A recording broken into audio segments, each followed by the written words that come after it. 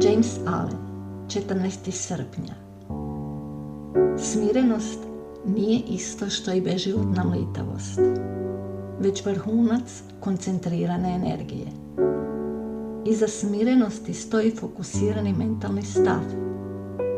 Uzbuđenja i uznemirenja raspršuju mentalni stav.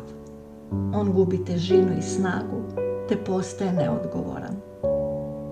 Sitničav, mrzovoljan i razdražljiv čovjek nema moć utjecaja.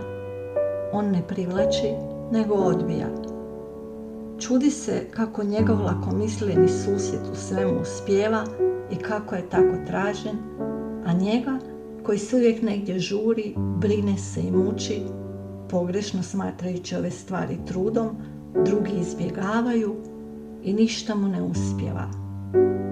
Budući da je njegov susjed smireniji, ne lakomisleniji, već promišljeniji, on obavi više posla i obavi ga učinkovitije, prihranije i junačniji. Ovo je ključ njegova uspjeha i utjecaja.